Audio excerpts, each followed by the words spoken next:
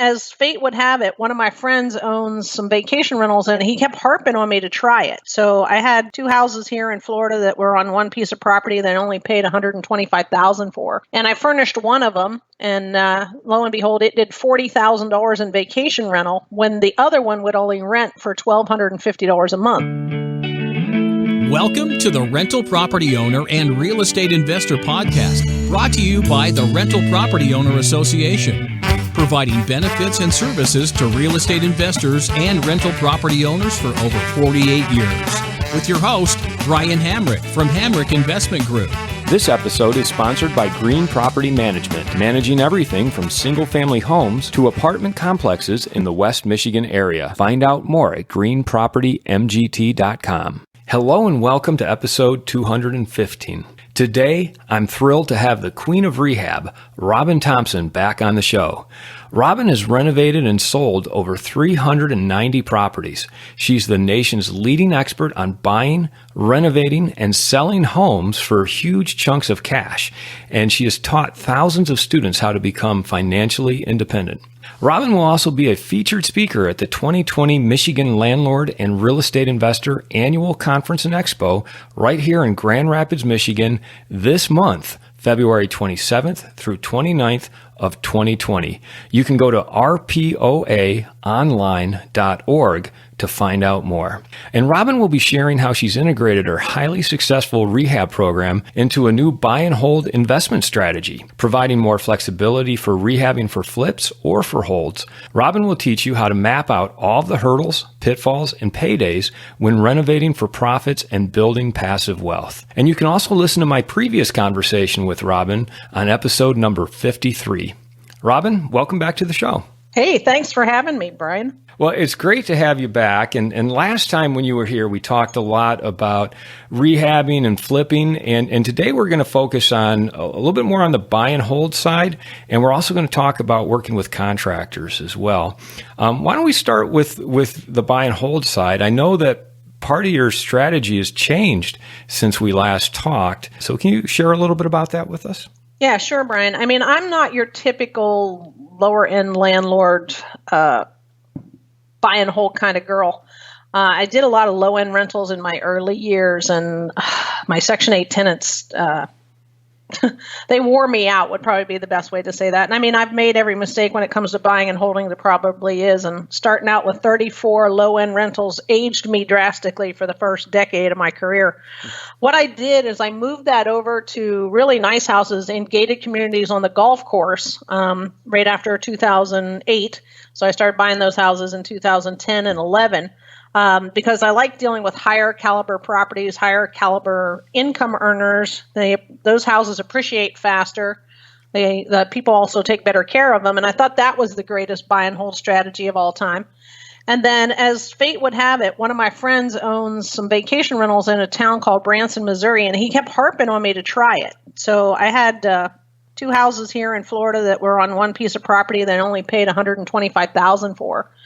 And I furnished one of them, and lo and behold, it did $40,000 in vacation rental when the other one would only rent for $1,250 a month. So you take $1,250 times 12, that's like $14,000, $15,000 in income. And I'm like, wait a minute, this vacation rental did 3 times what a normal rental will do. So after that house had a pretty successful year, I decided to try one that had more bedrooms. So I went from a 3-bedroom to a 4-bedroom. That house did $65,000, and then I went and bought a 6-bedroom, and it did $85,000, and then I've got a 7-bedroom now that's pushing close to $100,000 in rental income a year. So, being pretty simple with the numbers, that a vacation rental makes 2.5 to 3 times the amount of money that a normal rental property will make. I've been selling off my good rentals on the golf courses when they're paid for, and I'm 1031 exchanging them into some big vacation rentals. It's really fun to get somebody that books a house at $600 a night or $550 a night and get them to take it for a week. I didn't realize how many families love to go on vacation together. And so I started investing half of the portfolio here in Florida because Florida is really busy all winter long. And we have a big horse show that comes to town during that time. And then I figured, well, Florida, nobody would want to rent them in the summer because it's so stinking hot here. So what we did is we bought a bunch of them in Branson, Missouri, because Branson has over 100 shows a night and a really nice amusement park that's busy all summer long.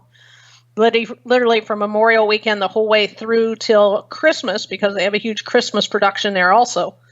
And so it's turned out to be a really profitable situation for us. I mean, the name of the game is to get your house booked at least 160 nights a year.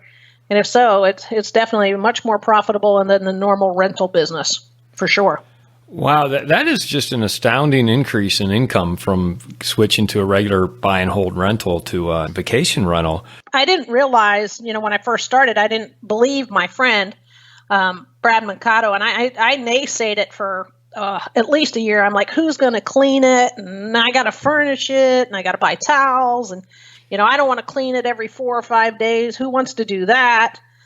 And I mean, I tried every way underneath the sun to talk myself out of it. And, finally he kept harping on me, and boy, am I glad he did, because, it's been a huge surge of income for us. And I can tell you it's not nearly as difficult with your phone and apps on your phone as you would think. Talk about some of those reservations you had, because I'm sure a lot of people share those reservations about doing vacation rentals. How did you overcome them? And did they present the problems that you thought they would? Well, here's the first thing. The first big concern, because I've bought and fixed so many houses in my life, and because I do have a bunch of seller financed houses I keep, I didn't think I'd be able to get a mortgage on it because I've got over 10 mortgages with my buy and holds.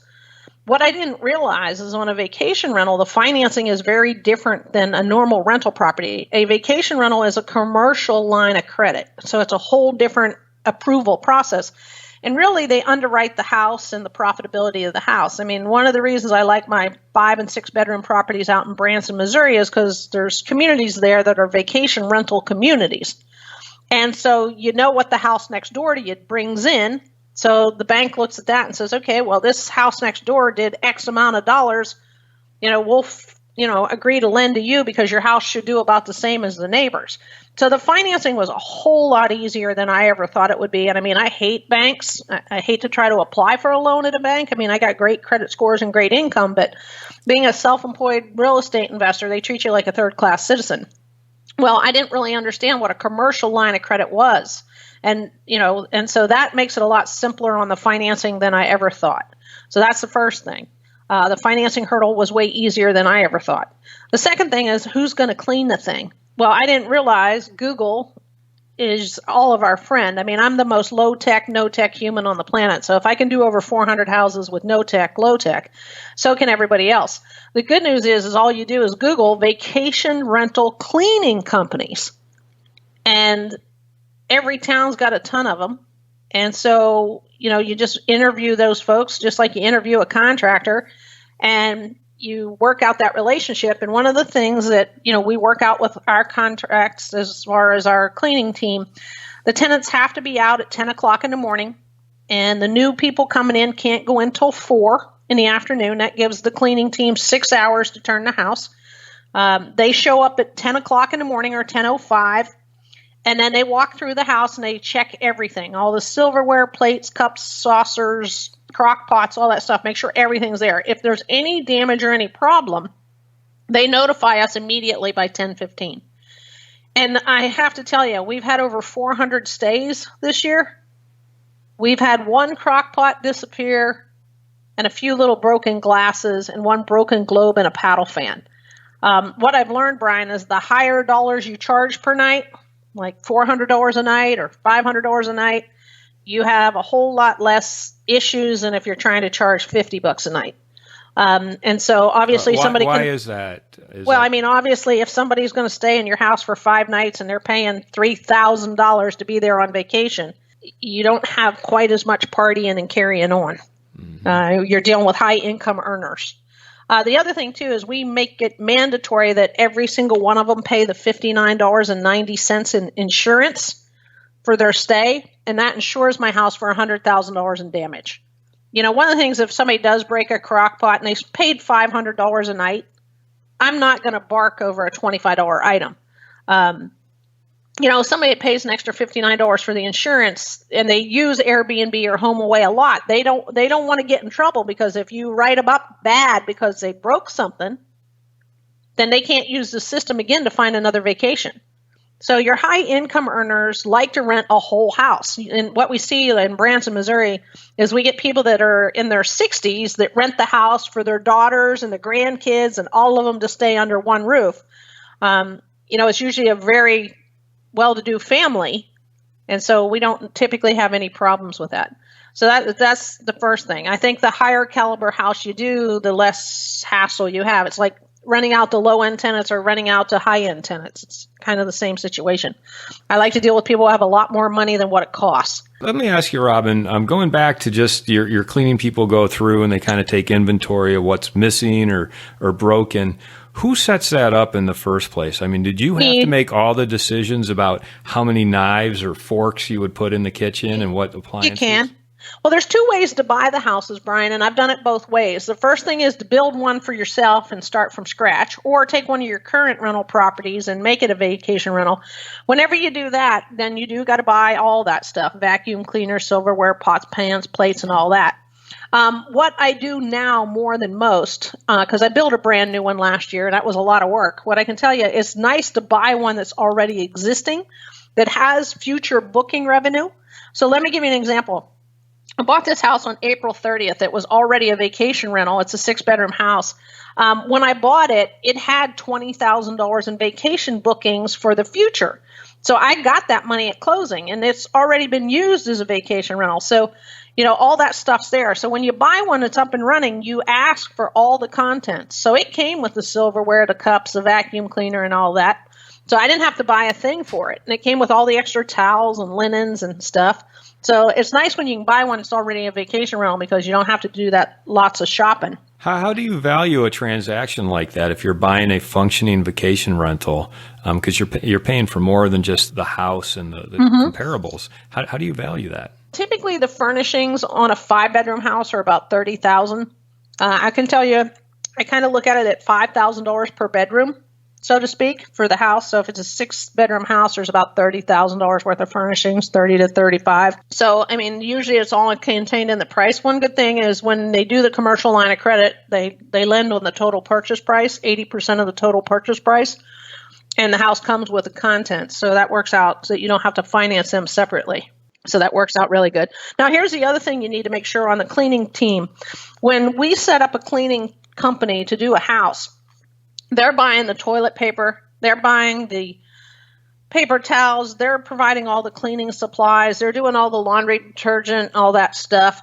So I don't have to provide any of that. So when they charge me $150 or $175 for a cleaning, that's for them to do all the laundry, make all the beds, clean the house top to bottom thoroughly, do all the dishes, but also set the house up with garbage bags and a little bit of coffee and a little bit of sugar and creamer.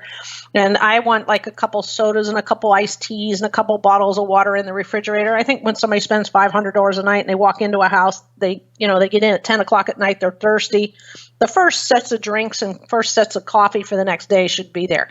So my cleaning teams probably spends about $25 or $30 on that little stuff every time they clean. And I just had them put it into the bill. If you're going to charge me $125 to clean a house, how about we make it $150?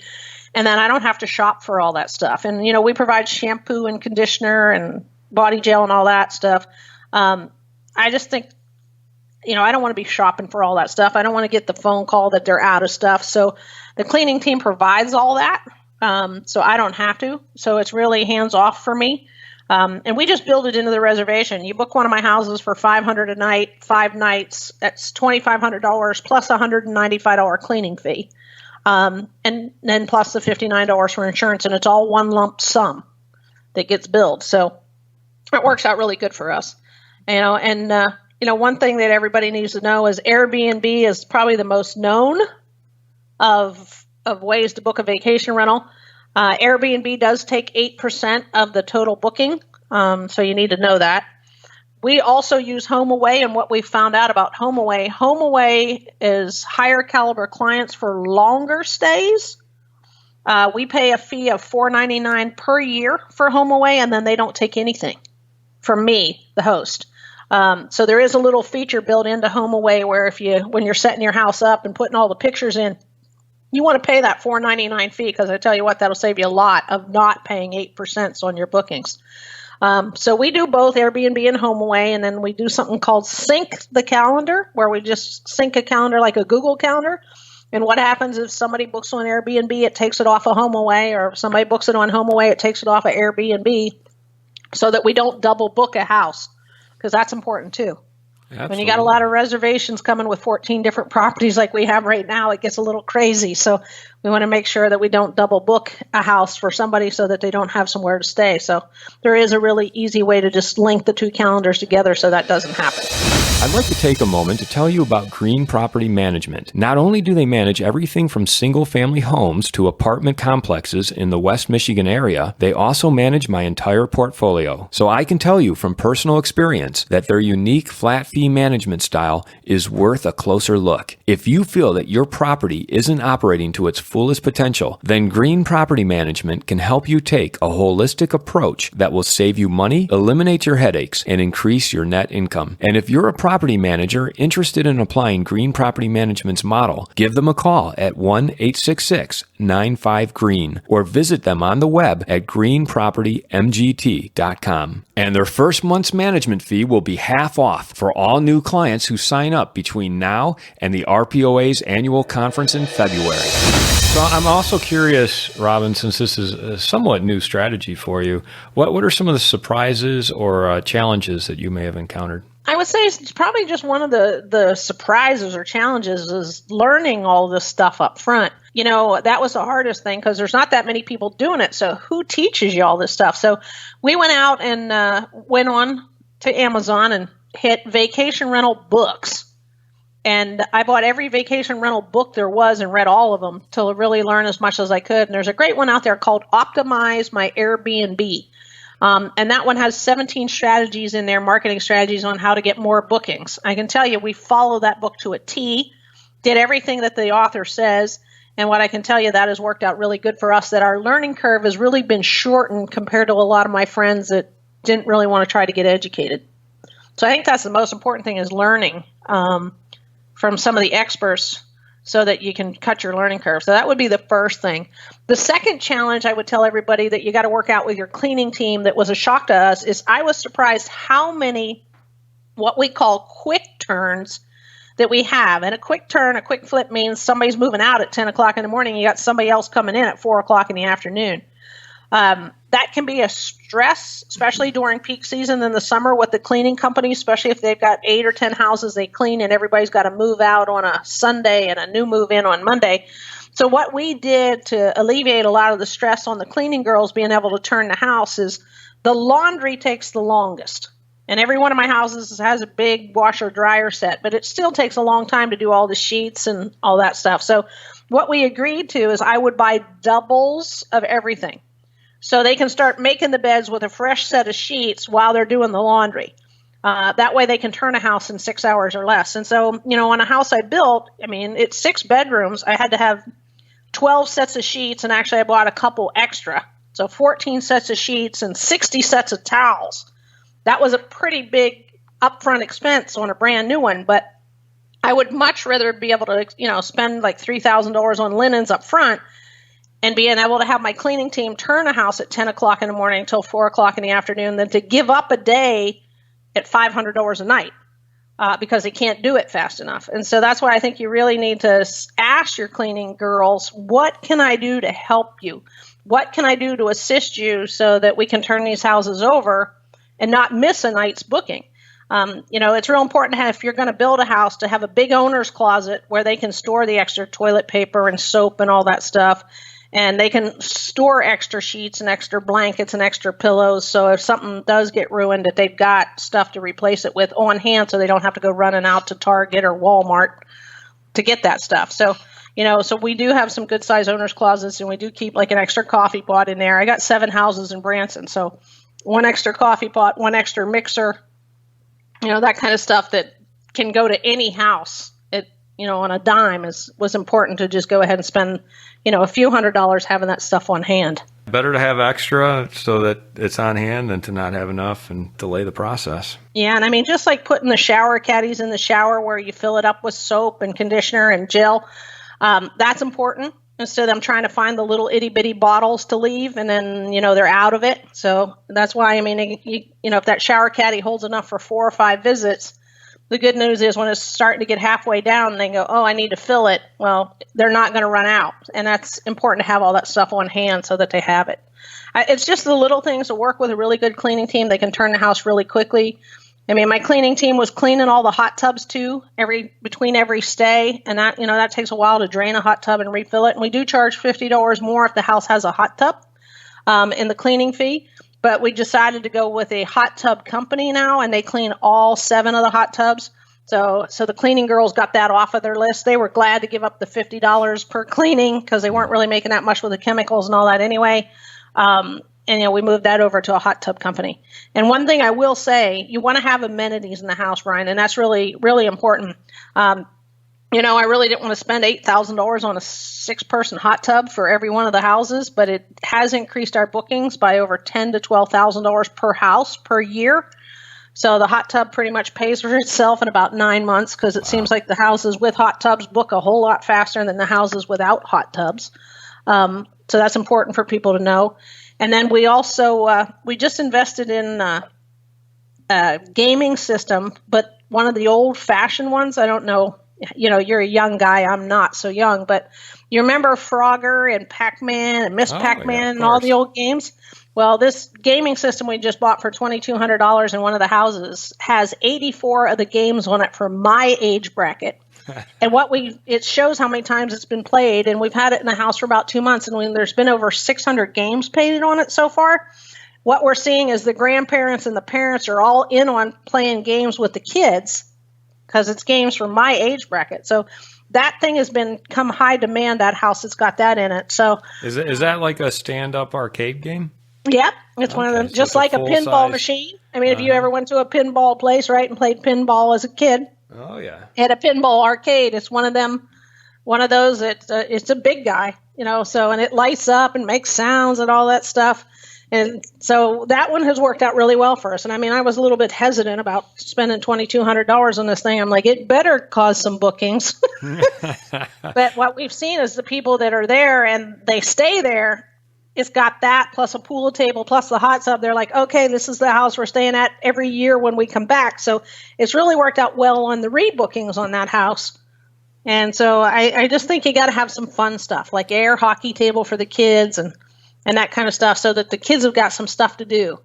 So we do add that kind of stuff and spend an extra $1,000 or $2,000 on that because I think it's important over houses that don't have it. That is such a great point and strategy. So do you put one of those arcade games in every vacation rental you have, or just the larger ones? We did the brand new one I just built. I started building a house and it took about 8 months to get it built. And so we put it in there because I had to fill up some space. Now, the other ones that are already up and running, they've got card tables and they've got air hockey and they got foosball. So we really don't have room in all of it to put it. But I can tell you, if I build another one, it's definitely going to get one of those because people have requested it more than some of the other things that we've got. So that's why having a variety of houses with variety of amenities and testing which ones people are booking, that helps you know what the right recipe is, if you will. Because, I mean, for me, I have to say this is all about dollars, bookings. I mean, if you want to buy one and have somebody stay in it a bunch of times and you get the vacation where you want to go for free, that's some people's goal in this business. But I'm the kind of person, I want my houses solidly booked all the time. And if I get somebody that books one of my houses an extra week for $500 a night for 6 nights or whatever, and I get $3,000, I'll go to Hawaii. I don't need to go to my houses for vacation. So we try to change headlines and grab as many bookings as we can and a little bit cost competitive compared to everybody else in the industry. Because what I've learned is, I had a house last year that was booked 314 nights out of 365. That house made it crazy money. So I like to try to get my houses booked over 210 nights a year, because that's when it's all extra profit. Anything above 140 nights is all extra profit. So, I'm willing to take $30 or $40 a night or add a couple extra amenities so they stay booked around the clock, because I want them paid for. And that's my goal. I'm just turned 55 and I want them all paid for in the next 4 to 5 years. And then I'm just going to go visit them. So my days of wanting to travel as much as I have been speaking are starting to come to an end. So I would just soon walk house to house. Mine are all in the same community, and just have a cup of coffee and go check on all of them. But I probably won't do that until they're all paid off. So I'm in a big rush to get them paid for. So the more bookings we got, the faster they get paid for, the faster they're paid for everybody's benefit. That's where financial independence is for most real estate investors. And Robyn, I also find it very interesting that you built your own vacation rental house. What brought about that decision as opposed to just buying an existing one? Well, the thing of it is, Branson is a really unique little town. They have 100 shows a night there. And so I bought the builder's house. He had a subdivision with 65 properties, and he was building them out. And obviously the most beautiful house would be the builder's. Well, I wanted that house, so I bought it. And so he was just starting to build another one. And I said, you know what? I want to be able to pick my own colors. And I want to know, instead of buying a house that's 8 or 10 years old, I want one where the roof is brand new, the hot water tanks are brand new, the AC is brand new. Because let's face it, a brand new one, you shouldn't have any maintenance for 10 to 12 years, right? So that was the idea. I mean, obviously, the more of them I get, the more of them that are 10 or 12 or 14 years old, I don't want all my roofs coming due at the same time. So he was just starting one, had the foundation going in, and he's like, yeah, I'll let you pick the outside colors, the inside colors, the rustic hardwood floors, all the stuff, whatever you want, you get to pick it. And so, we started doing that, and we had a budget, obviously, I had to stay within, and, we named it Black Bear Lodge. And so I got to do the whole house as a theme. It's themed with black bear statues inside, and black bear paintings, and black bear bedspreads, and because I wanted to know if a really rustic cabin theme in the mountains would pull better than one without a theme. And sure enough, it did. And so we built it, and I got to pick out everything. And it was a fun 6-month shopping spree, I have to tell you. And so we got it done, and it's gorgeous, and it's been booked and slammed ever since. So it was kind of fun to build one. But what I can tell you, it was high stress. We started taking bookings on it before it was finished. We thought it was to be done June 30th. The builder ran long on it and wasn't done June 30th, but he was kind enough to give me keys and let me start putting furniture in place, even though I didn't own it yet, because I couldn't close on it because he wasn't done. And so I furnished it, and we got her done on July 11th at 10 o'clock in the morning, and our first guest moved in that afternoon at 4 o'clock. So let's just say that was the highest stress thing I had been through in a while. I don't want to do that again where I cut it that close, because I've learned that builders never finish when they think they're going to finish. Would you build more, or do you prefer to just buy existing houses? I tell you, it's a lot easier to buy one that's up and running, but you don't know what you don't know until you do it. I mean, when I bought his house, like I said, we had $20,000 in bookings before we closed on it. I kind of like that extra money being paid to me at closing. If you're new to it, you'd never built a house before. And I mean, it's hard. I mean, when you go to build a house, you got no idea what it's going to look like when it starts coming up out of the ground. It's a little nerve-wracking, especially if you do bad designs or bad plans. We didn't, because I have built a couple houses previously in my career. But I think for most average investors, I would just highly recommend buying one that's already got bookings going on. But the most important thing you got to make sure is that your star rating is at least a 4.8 or higher. And that's one of the things about being cheap on the bedding and not leaving enough supplies. If you buy a house and it's got bad ratings, and I would say something with a 4.2 or 4.4 is bad ratings, that really hurts you in getting bookings. That's the other thing about buying a brand new one or building a brand new one. You have no ratings. So you better let your friends stay there for a couple days and have them give you a 5-star review, because it's really hard to get bookings if you don't have any reviews, because nobody wants to take a chance on something that they don't know how nice it really is. And the other thing I would tell them, make sure you have a professional photographer, somebody that's really good. We spend the $150 to have a professional come out and do the house. And what we've seen is the first 4 or 5 shots, Brian, really matter, because most people only stay on a listing for about 6-7 seconds. If they don't like the first couple pictures, they're not booking. It don't matter to have 46 pictures if the best one is picture 23, 24, and 25, because they're never going to get there. So you really got to have a great first appearance because you're competing with everything else that's on the system. So a professional photographer and not using your phone would be another great thing for them to do. We made that mistake once. Yeah, that really makes a difference, hiring a professional to take photos. They can do so much with their camera that, even the best iPhone can't really do. Exactly. So I'd like to segue into talking about working with contractors, and we can apply this to how you built your house and everything. But before we do, I want to put everything we just discussed into context regarding the vacation rentals.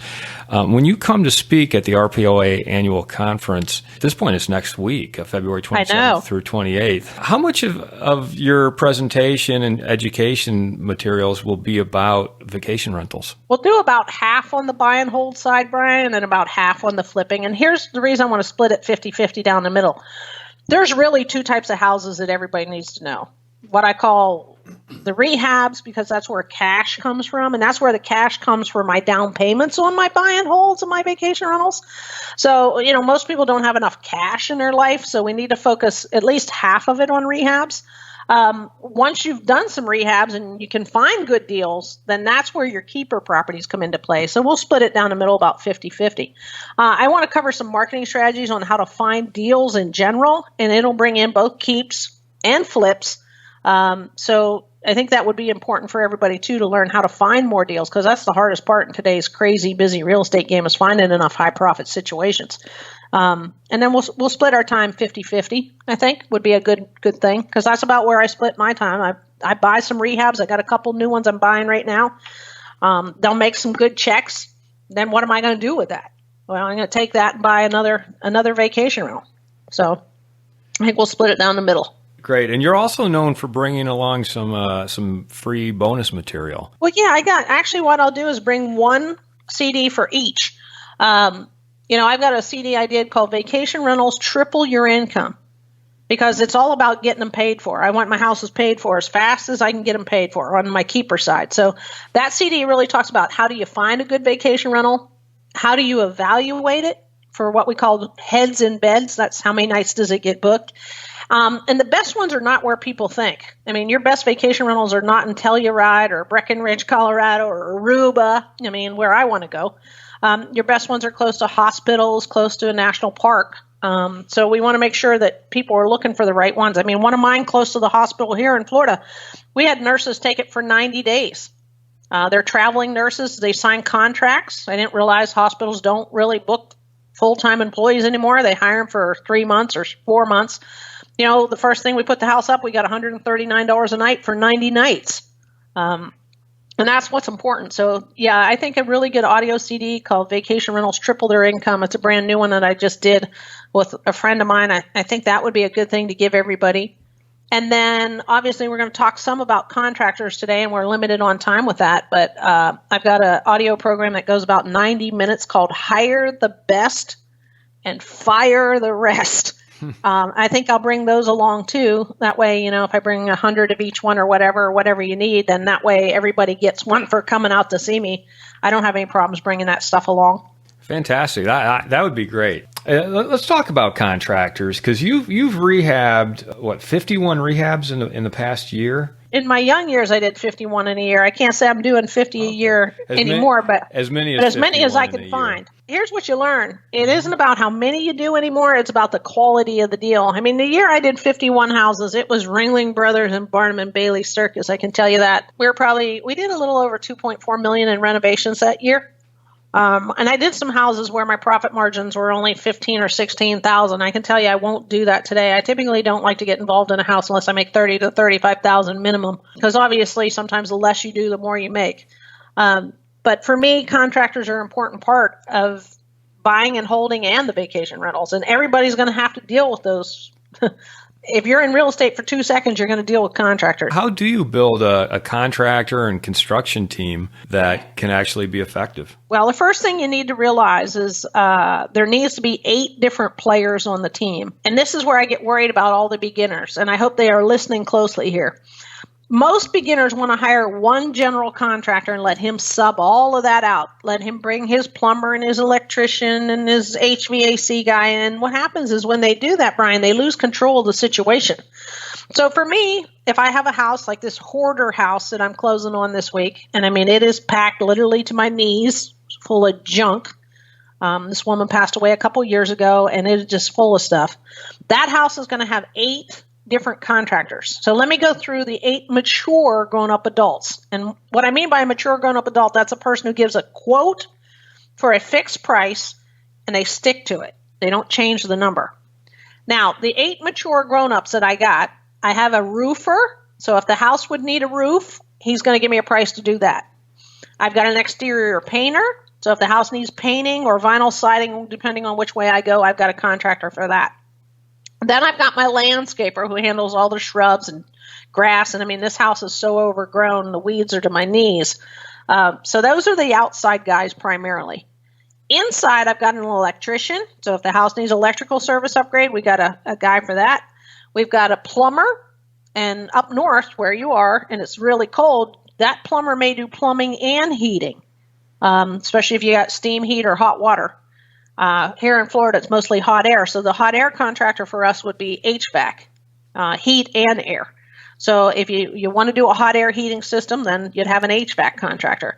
Then I have a flooring company who does all the tile floor, hardwood floor, vinyl plank we use a lot of right now, and carpet. So we've got a company who does all that. And then the last one, number 8, is my general contractor. And what he does is everything that the other 7 does not. So he's got windows, he's got interior paint and sheetrock, he's got trim, he's got the kitchen, he's got drywall, he's got hanging all the mini blinds and the windows, all the door handles and knobs, all the tear out, clean out, and detrash, he's got all that. So each one of the 8 has their own responsibility, and they bid that particular portion of the project. So if the plumber becomes a misfit, I can fire just the plumber. If I have an electrician that doesn't show up, he can get fired. The problem is if you hire a general contractor and you let him sub it all out, you lose control of the job site because you can't fire the plumber then. And this is where it gets really sticky. The other mess you can end up with if you only hire the one guy and let him sub it out is if you pay that general contractor and he doesn't pay the plumber and the electrician, those folks can lien your dang house and you get stuck paying them twice. And I've had students goof that up and make a real mess of it. And then end up, the general contractor takes off and they can't get a hold of him, and then all the subs are mad because they didn't get paid, but yet they paid for the work to the general, and then the general doesn't pay them. You can have a real mess on your hands. And so that's why for me, if I need a roof, I want to get a quote from the roofer, and then me and the roofer sign a contract. Now I know exactly how much the roof is, and I stipulate all the requirements to the roofer, and that way if the roofer doesn't show up, I get to fire the roofer. And so what we found is by breaking it apart with those 8 mature grown-up adults, we really don't have the problems that so many rehabbers run into. That's a lot of great information there about working with contractors. I'm curious how you get them to work as a team, though. I mean, since you're hiring them individually, I'm just thinking about the massive headache of coordinating their schedules and getting them to work together. I mean, what's your take on that? Well, here, it's not really as bad as you think because the roofer is first on the outside. Right? You don't even coordinate exterior paint or landscaping until the roofer comes and does his thing first. And typically a roof is a day or 2. Well, the minute the roofer's gone, then the exterior paint starts. Right? And so that coordination is not that difficult. Now, once the exterior painter's done, then the landscaper's last. So the outside coordination is very simple. Inside, what we do is we have what's called the meeting of the minds. And this happens about 2 weeks before the closing. I have the general contractor, the electrician, and the plumber all meet me at the same time, and together the 3 of them, the 3 big guys we call it, we design the kitchen together. We design the bathroom together. That way everybody's clear what their responsibilities are, who's removing the kitchen, when the wiring has to be done. So I let those 3 kind of coordinate with themselves. Now, what I tell them is, look, if one of you doesn't show up and the other 2 guys get mad and they call me, you're going to get fired because nobody gets paid until they're done. And Brian, the most important thing is not to get ahead on money and behind on work. Because what most beginners do in the rehab business, they give the contractor a third or sometimes even crazy, a half up front to get started.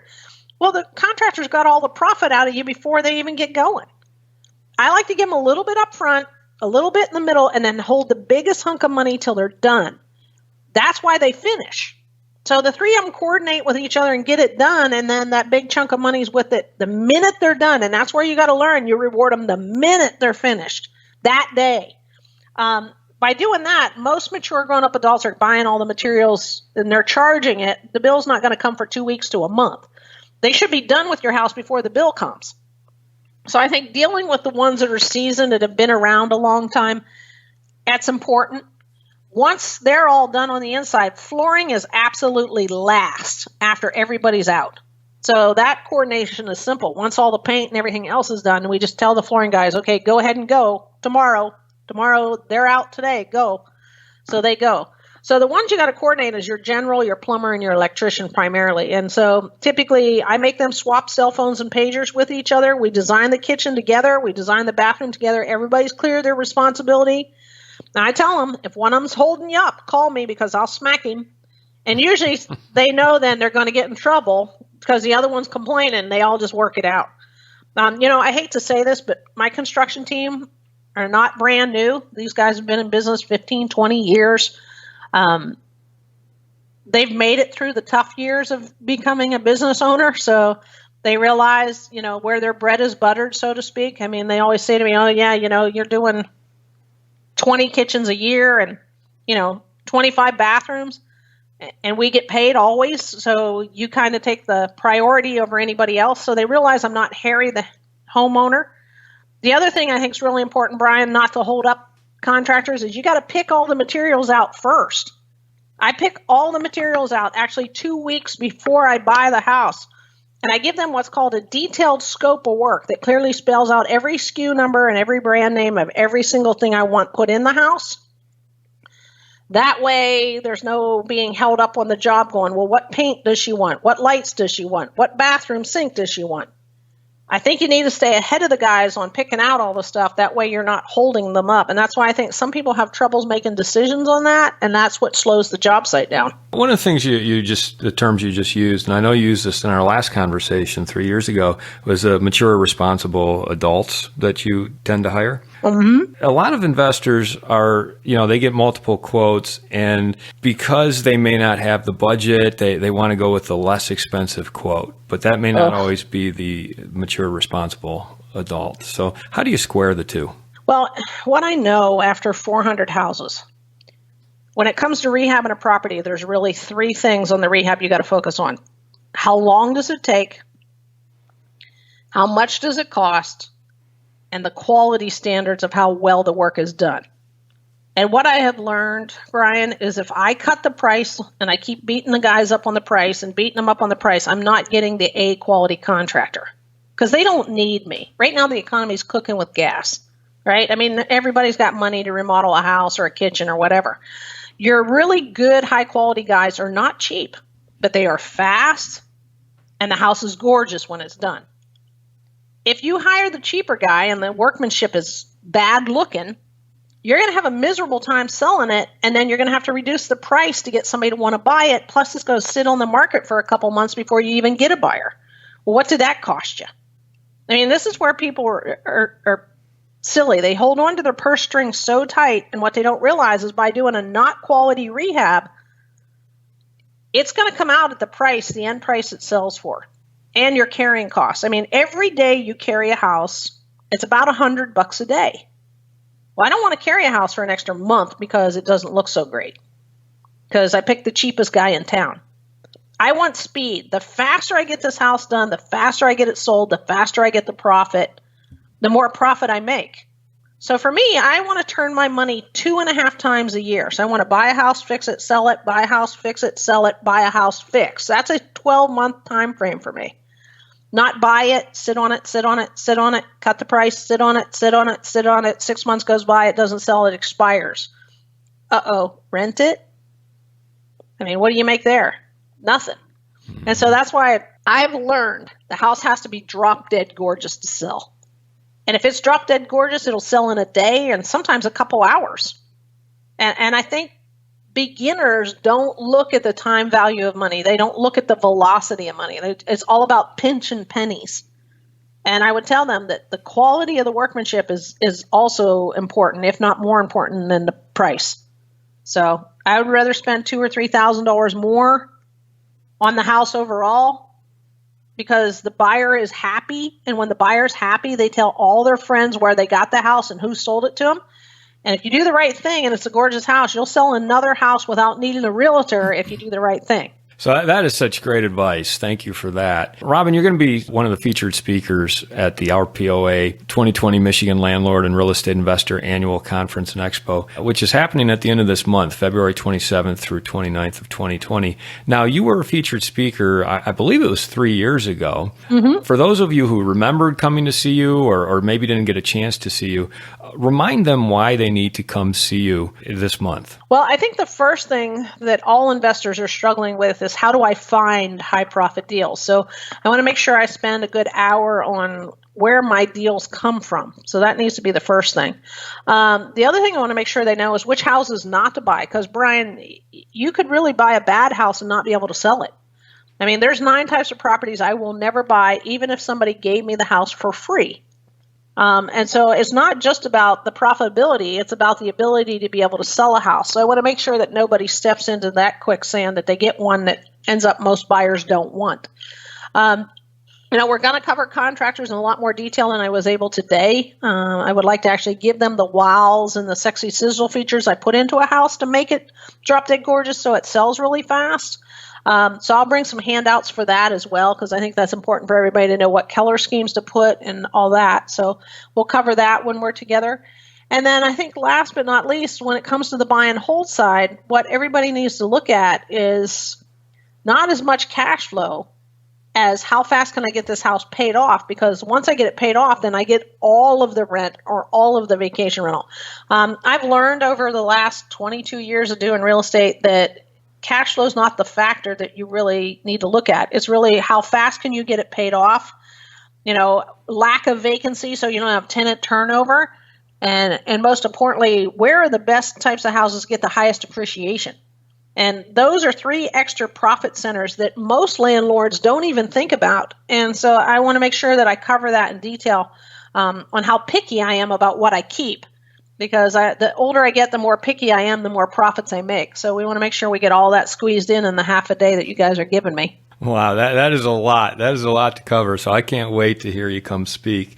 And I want to remind our listeners that if you're anywhere near the Grand Rapids, Michigan area, and we have people from Detroit, Northern Michigan, Illinois, Indiana, Ohio.